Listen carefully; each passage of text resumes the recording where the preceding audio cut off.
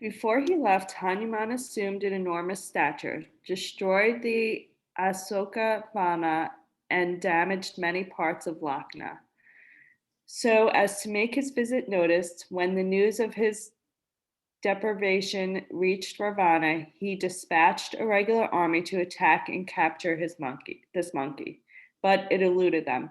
Finally, Ravana sent his son Indra, who caught and bound the monkey. For Hanuman allowed this to happen and took him captive to the court. Ravana questioned who was and who had sent him to destroy this land. Hanuman utilized this opportunity to speak about Rama, advised Ravana to change his ways, and warn him of imminent, imminent destruction of Rama's hands. Ravana is great fury ordered Ravana in great fury ordered him to be destroyed, but his brother Vibhishana interceded, reminding him that it would be improper to kill a messenger, and saved Hanuman. Whereupon Ravana had his tail padded with cotton soaked oil and set it on fire. Hanuman extricated himself from his bounds and ran over the rooftops of all the mansions and other buildings, setting fire to Ravana's splendid capital. After satisfying himself that he had reduced it to ashes, leaving the tree under which Sita sat untouched, he hastened back to Rama's camp and reported to him fully at that he had seen and done. Ravana in council. Ravana's capital, after its destruction by Hanuman, was rebuilt by the divine architect Maya. Surveying it now, Ravana forgot for a moment the setback he had suffered and was lost in admiration of the work of the architect. He entered his new council hall surrounded by his relations and admirers, but after a while he ordered everyone out except his brothers and army chiefs and conferred with them behind closed doors. From his royal seat, he said, "At this moment, let us not forget that my authority has been challenged not by a warrior but by a monkey. What were our army chiefs so resplendently decorated doing when this ludicrous situation was developing? In our wells, instead of water rising from the springs, there was blood. The smoke in the air is not from sacrificial fires, but from the smoldering ruins of masons and homes. The scent in the air is not of rare incense, but of burnt nails and hair. I have lost many a friend and relative, not to speak of subjects. And all this has been accomplished by a monkey. Now let us consider what we should do next. We do not have even the satisfaction of saying that we have caught the monkey and destroyed it. I want you, all the great men assembled here, to advise me frankly and speak out your minds." Whereupon his commander in chief said, "Abducting a woman when her husband is away is not the work of a hero. Those two human beings, Rama and his brother, have wiped out warriors as Kara and 14,000 troops under his command, and they have mutilated your sister. You should have dealt first with the men and then taken the woman. That would have been the simplest solution. You ignored everything and took the woman in haste, and now lament that your authority is shaken.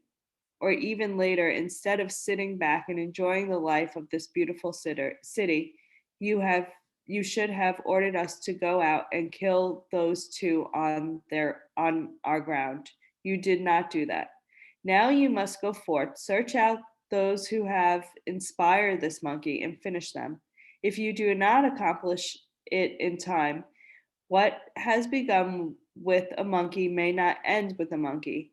Next, even a swarm of mosquitoes may decide to challenge your authority. You must act. This is no time for brooding on the past. When he sat down, the next one called Mahodara,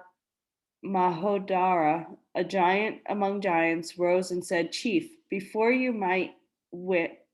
which has shaken before your might, which has shaken Mount Calais, and brought all the great gods as supplicants at your feet, a monkey's pranks should not be ignored. Permit me, I will go and drink the blood of those who have set this monkey on us, and come back within a trice. Another one got up and said, After all, monkeys and human beings are created by Brahma for our food. It is not beyond our power to cross this little ocean and put an end to their activities. Why give this so much thought? Could one ever be afraid of one's food? Others got up, practically repeating what had been said by the previous speakers and emphasizing the greatness of Ravana and the meanness of their enemies. They worked themselves in a mood of such contempt that they came to a conclusion to go after a couple of human beings heading a horde of monkeys with all the paraphernalia of war would not be in keeping with our dignity. We should rather wait for our creatures to venture onto soil in their own time, and then we can end their adventure. Then Kumbhakarna, Rama's brother, rose to say a few plain words. You have done incompatible things. You have desired to appropriate another man's wife, which is against all codes of conduct. And now you are thinking of your prestigious reputation, status, fame, might, and eminence. My dear brother, you snatched away a beautiful woman, turning a deaf ear to her screams and appeals, and have kept her in prison all these months. And this has brought us the present catastrophe. But now consider deeply, do you want to restore her to her husband and seek peace or not? Since you have gone so far, you should keep her and let us fight for her possession. And if we are victorious, well and good, but if we die, let us die. My dear brother, I am now ready to lead an army against our enemies. Let us not delay. Ravana said, My boy, you have spoken truly what I feel at heart.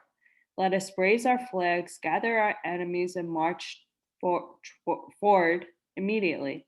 Now Ravana's son Indrajit said, Great one, you should not bestir yourself in this manner. After all, we are not being obsessed by regular infantry, cavalry, or elephants, but by a crowd of monkeys and some men.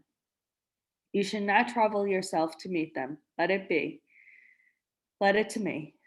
I will let go my arrows, and you will find the shrunken face of monkeys chattering and running away. And then I will go and promise you, bring the heads of Rama and Lakshmana and place them at your feet. Stay where you are. When he said this, Vishibana, Ravana's youngest brother, interrupted the young men. You do not know what you are saying. He addressed Ravana. I speak in sorrow. You are everything to me, a father, a leader, a guru. What grieves me is that you are about to lose the position which you have attained through so much effort. I speak from my heart with my sincerity, and after much deliberation, I cannot shout like others, and I have not the daring to speak challengingly, but I am speaking what I feel is truth. Please listen to me fully without losing your patience. What really set the city on fire was not the torch of a monkey's tail, but the flame that rages in the soul of a woman called Janaki. A man loses his honor and name only through lust and avarice. You have acquired extraordinary powers through your own spiritual performances, but you have misused your powers and attacked the very gods that gave you the power, and now you pursue evil ways. Is there anyone who has conquered the gods and lived continuously in that victory? Sooner or later, retribution has always come. Do not be contemptuous of men or monkeys. Remember that you have never asked for protection from human beings. Remember also that Nadi cursed you when you lifted the Kalis mountain, saying that your end would come through a monkey, and later, when you attempted to molest Vadavati, seizing her by her hair, did she not curse you before jumping into fire, saying that one day she would be reborn and be responsible for the end of your island as well as your life? If you look deeply into the signs of times, perhaps all three curses are working about.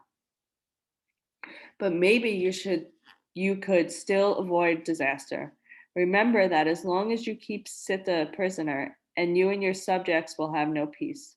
Think of Rama's hermitage, Dashwata's achievements, and all the glorious deeds of the members of Ikshavu race. They are not ordinary men, nor are the monkeys supporting them mere monkeys. These gods have assumed that form only because you have the immunity from the gods conferred on you. Now, a word more. Release the goddess you have imprisoned, and that will prove to be the most meritorious achievement of your career. Ravana glared at his brother and said a bitter laugh. You begin with agreeable sentence and sentiments, but you go on prattling away like a madman. Is it out of fear or love for those human beings? You remind me that I have not asked for protection from human beings. Does one have to ask for such a thing? Did I ever ask for a blessing or being able to lift Kailas? You speak without any thought. You think I have conquered the gods because of the boon conferred on me by them. I do not have to wait for anybody's boon to do what I please. Nobody's curse can ever touch me. Why are you lost in such admiration for Brahma? Because he snapped the old rusty bow of Shiva, or sent his arrows through the trunks of those seven decaying trees, lost his kingdom because of a hunchbacked woman, killed Vali without daring to come up before him, lost his wife through a very simple trick that I tried. I am astonished that after all he has not taken his own life, but continues to breathe and move about. And indeed, you are his admirer. You'd think that he is likely to be the incarnation of Vishnu. What if he is? I am not afraid of Vishnu or anybody, particularly Vishnu, who has been the most defeated god, having never won a single battle. After saying this, Ravana cried, let us now go forth for battle. He looked for Vishanshana and said, let those who like come with me. Vipashana made one more attempt to stop him. Don't go, he pleaded. It is because he is Vishnu. Ravana asked contemptuously, where was he when I imprisoned Indra and destroyed his mighty elephants by plucking their ivory tusks out of their heads? Was this god a baby then? When I seized the three worlds, defeating even Shiva and Brahma, where was this god of yours? In hiding? Did this god abandon his gigantic universal form and reduce himself to human size in order to make it easier for us to swallow him? Don't follow me if you are afraid, but stay in this vast city which is spacious and comfortable. Don't disturb yourself, Ravana said, clapping his hands, laughed uproariously. Still, the next day, Vishvana visited him privately and tried to hold him back and with further arguments. This infuriated Ravana. You hate our own kinsmen, and you have begun to admire and love Rama and Lakshmana. At the thought of them, your eyes are filled with tears, and you melt to the bone in tender feeling. You want to gain the friendship of my avowed enemy. I suspect you have planned your future with deep thought. You are treacherous. I remember now that when that That monkey was brought before me and ordered him to be destroyed and eaten by our servants. You interceded, saying that you should not kill an emissary. I now realize that you are carried away by ranting of that monkey when he sang the praise of his master and narrated his achievements.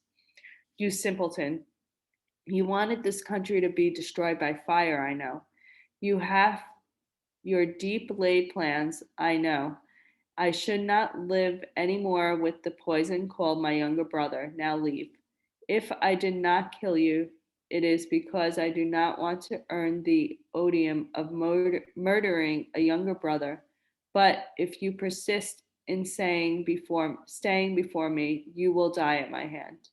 When he heard this, Vibhashana withdrew with 4 others. But before parting, he said, "It is your misfortune that you are swayed by the words of mean minds and are deaf to justice and fair play. I fear that your entire race is going to be annihilated. I will go away as you order. I try to tell you what seems befitting. You are still my leader and chief, but I leave you. Forgive my mistakes, or if I have hurt your feelings." So saying, Vishti Ishana crossed the seas and reached Rama's camp on the other shore, where the monkey armies were gathered in enormous array. I'll stop there. We are at page 231.